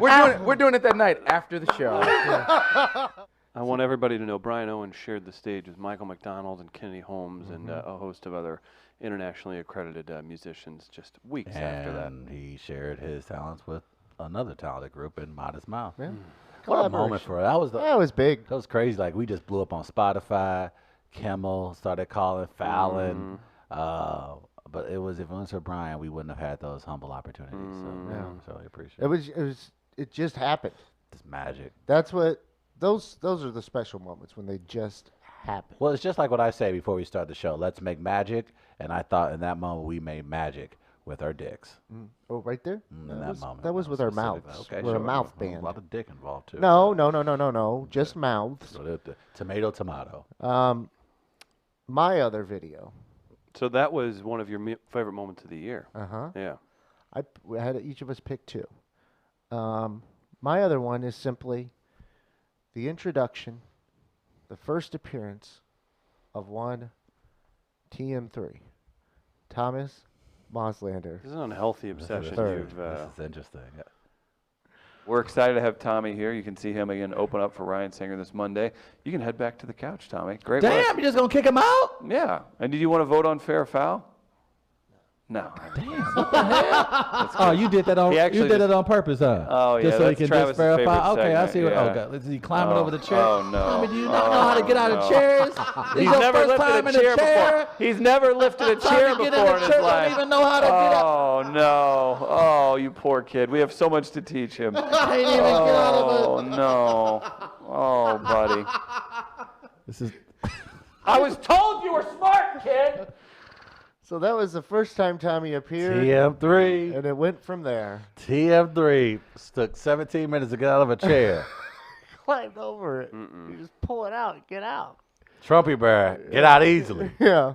He only been here 4 days. Right. Tommy, Uh-huh. like he ain't seen a chair in his entire life. And it would lead to dating stories, awkwardness, of course, the Make-A-Wish story. One of the greatest Worked stories its of way all into a time. great bit. Yeah. Yeah, it did.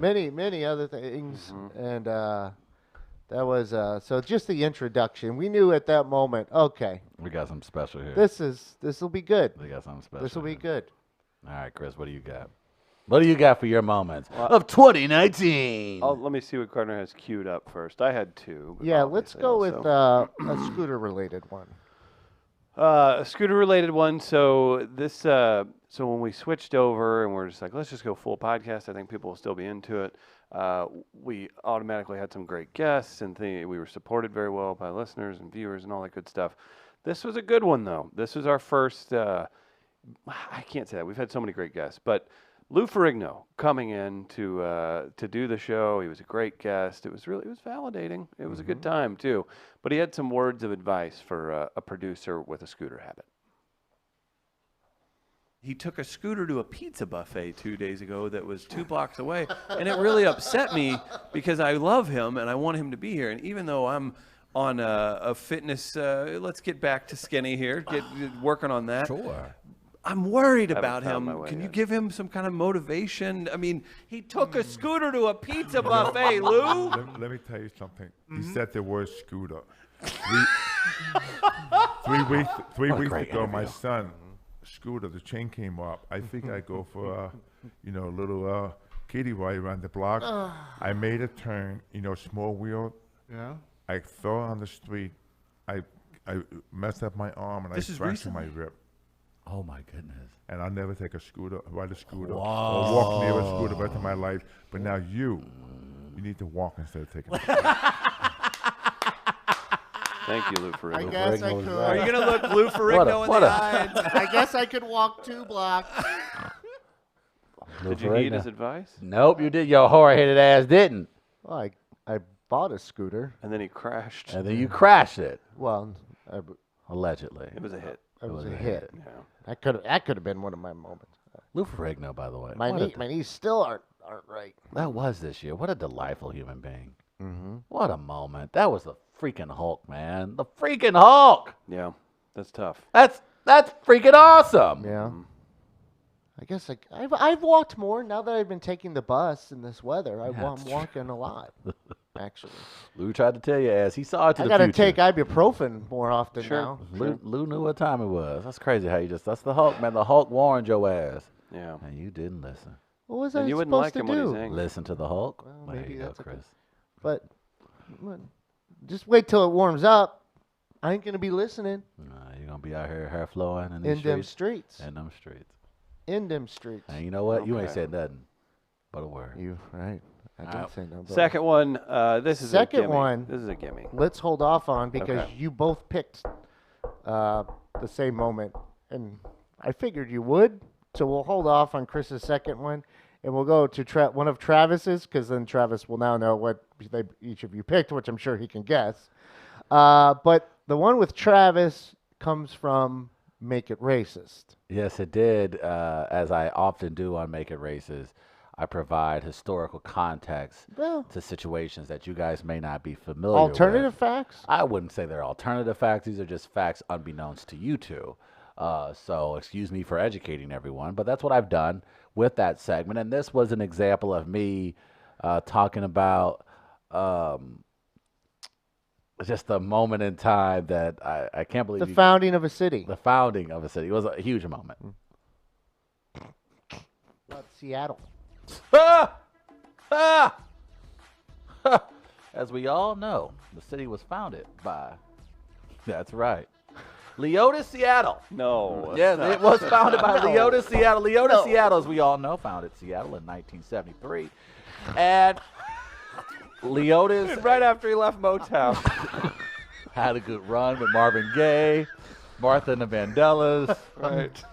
So Sure. he was on tour. And he was like, hey, man, you know what? I'm going to head out to Washington, and I'm going to pick me a city. All I'm going his- to make it my own for my people. all And he his- did. That was going to be the haven, the safe haven for African Americans to go to be at one with the whales. And so he forgot would about the invite a lot of African Americans out, and the people in the Pacific Northwest was having none of it. And so what they ended up doing was kidnapping Leota, Seattle, and his family, and throwing him into the Puget Sound, because he actually had an album in the 80s called Puget or Lose It. And What an idiot. that is racist as hell. It's racist as hell. Puget or lose it.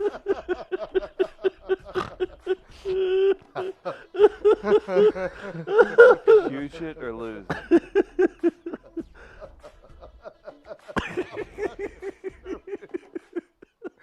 You tried to hold it together. Do you ever just see yourself and say, I am a fool? I saw that. Listening to that story, I'm like, this is a fucked up story. This is messed up. What happened to Leota, Seattle, and his family? Oh God, they threw him in the Puget Sound because he had an album called Puget or Lose It. Well, he lost it. Him and his family Ugh. lost their lives. Oh shit, That's why I want to go to the history museum with you. Puget or Lose It. Alternative history facts with Marvis Moreau. That was a good moment. Yeah. Now both of you Oh boy. There's so much to unpack here. picked one moment Oh boy. that is the same. Oh boy. This isn't so much about the action that happened. It's just where the show was, where he physically was on a map, where the Who caught it? the Almost killing that person. yes, and then the audacity attached to it. That you just, you know what, this is how much I care. It's just rude. Yeah. So here it is. Travis Terrell farting on the air. Oh boy. Sinbad's here, Travis. It's pretty exciting, right?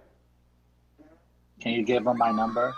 No, I can't. Why don't you guys have coffee? Yeah, we have Did you guys coffee. hear that he yeah. farted? Did you fart? Was that what that was?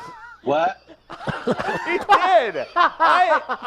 He did. I did hear that, and I thought it was just like a chair moving or a duck being stepped on. Like what? What was that? We had a live fart What? on air. The man. Oh my What? God. That was good for the What's audio that? folks too. You picked. That was very easy to pick up. I was dying. I was told that we were having audio issues, so apparently this Let microphone him is pretty fly strong. like that? Wow. Ugh, I can taste it. Oh. Tommy's grabbing his side. Tommy's too observant. Holding his No, scars everyone from all heard the it. surgery. Of course I heard it. I just thought, I was like, surely he's not a brute of that Yeah, nature. you think Chris didn't hear it? Yeah. Come on. Come on. It just didn't register as a fart because I thought more of you as a human. No one would do that. Why Yeah. would you do that? Thought more of me as a human. Let's watch the very beginning of that one more time. Let's just Hold just on for one just to second. the scene of the crime. Yeah, let me actually. I'm gonna pump the audio up on this one Okay. too. All right. Travis I'm farted. gonna- Yeah, you So- pumping the audio up? Yeah, so we'll just listen to the beginning, just a little bit. But I'm going all the way up on the audio, so it might be a little loud. We'll see. About Seattle. Oh, wrong one. Hold on. That happens. All right, here you go. Sinbad's here, Travis. It's pretty exciting, right? Can you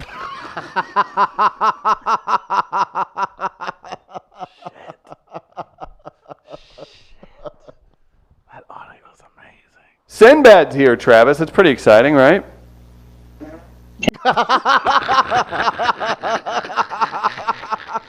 That's a prophecy wine fueled fart.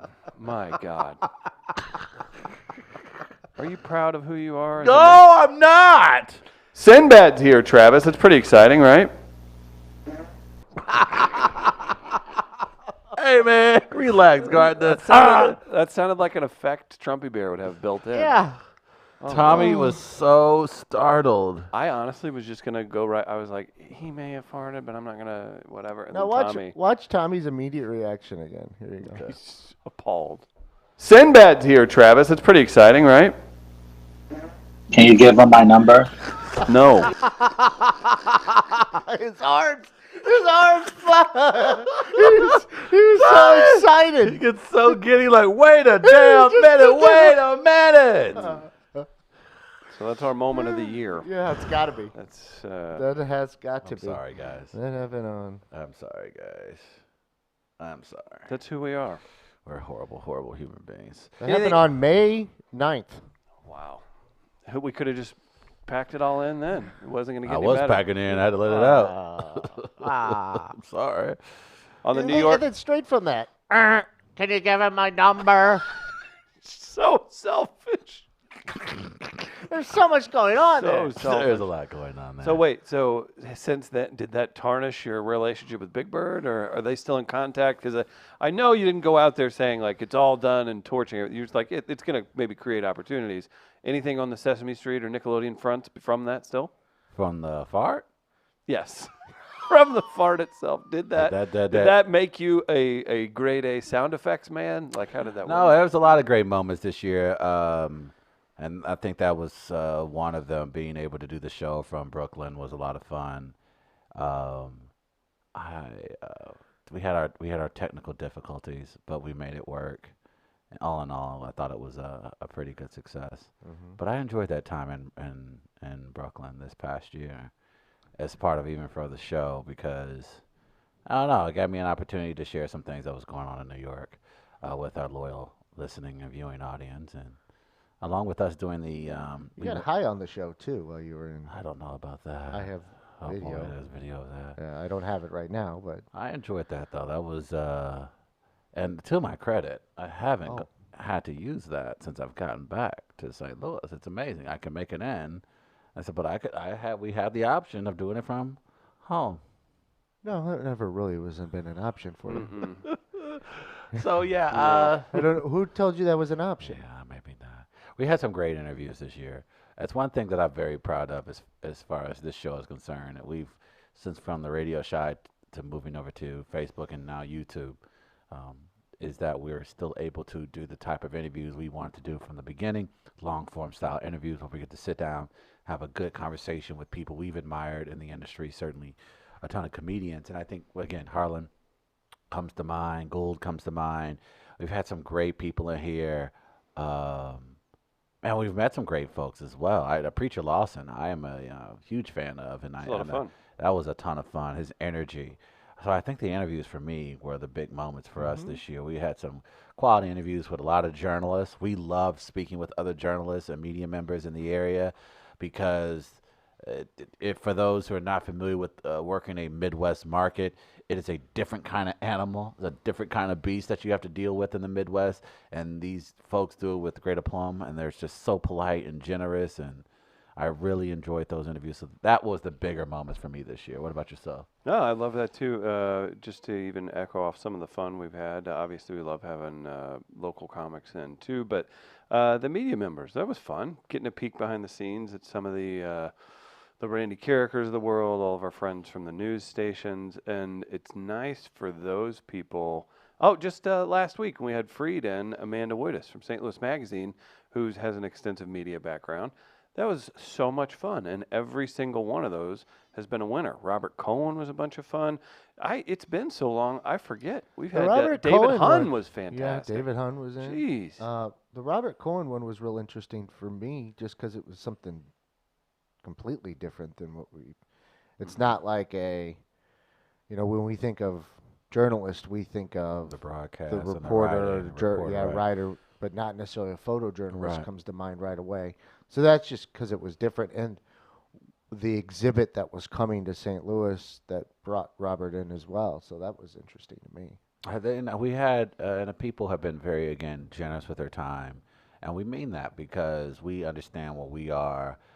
If there's a totem pole, if you will, for places to go to do interviews, we may not fall in the higher ups, but I think the work we've done and the people we've worked with have allowed us to have these very intimate style interviews. Yeah, I'll just say, that hey, they can't do watch it. the interviews. You'll see. You guys do Absolutely. a good job. And I hope folks will share that more than anything with the people they're trying to get onto our show. I hope you guys continue to subscribe in 2020 and follow the work that we do. But I'm very proud of the interviews, and I'm very proud of our Traviews. We've had a lot of fun individual filming segments that we've played with. The circus with Sean has been a ton of fun. And, of course, we had great folks like Dr. Ed who come in every week to play Dogs on Film. That's always well produced. Shout out to Carly Lawrence, still part of the show and available all the time, and we always have a Guys, blast with her. we've met guys like Sam Lyons who have jumped Yeah, aboard. Sam Of came in a course, Sam bunch, came in. Meeting Sam as a comedian for the first time this year. He couldn't be a nicer human being. So again, if it's one thing we say about, we will have our small amount of complaints in general because we're old men. But I will say, I think for the most part, we've been very fortunate this year as far as our interactions with everyone who have decided to buy into what we're currently doing with this show. Are we saying, or would you guys say Harlan Williams was the interview of the year? Do you have Do you Tim have an Meadows? interview of the year? Tim Meadows. Oh, shit, now you're going to put me on the spot. To interview of the year. We had some really good interviews, man. Man, Tone Bell was good. Oh, man. You had Sinbad. That was solid. That's a tough one, Chris. Gardner, you're the one who has to sit here and sit through all this stuff. Any come to mind for you? Harlan was good money. Because Harlan did the sounds from the film, and that was good money. Dana Gould's OJ story is just so freaking hilarious. Yeah, that's good. And oh, they all no, there was one we recorded in here on a Sunday. Meadows was fun. Oh, there was I one on a challenge Sunday. you. Make fun of it all you want. Well, there was an interview. What was that interview, Chris? Who was that person you interviewed? Katie Tupin might Oh, that may be that top three, top five. Make fun of it all you want. It was a great conversation. Chris saw where I was going about 30 seconds ago. He saw my face and Hey, make fun of it all you want. It was a great interview. There were a lot of moments, especially recently.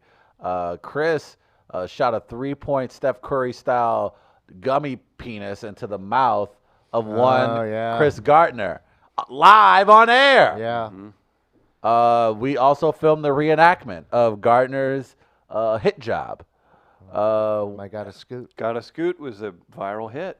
Think about the promo commercials we did last winter for the new reincarnation of We Are yeah. Live.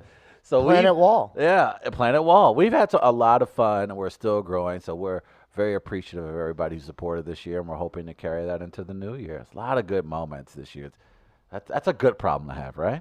Absolutely. And we'll keep rocking and rolling. Check out midcoast.media for more information. Subscribe to the YouTube channel. We're going to bring you more content and keep having fun with everything. Gardner, anything else, buddy? No, it's all good. That'll do it for today. We're back one more time tomorrow for the final show of the new year And decade.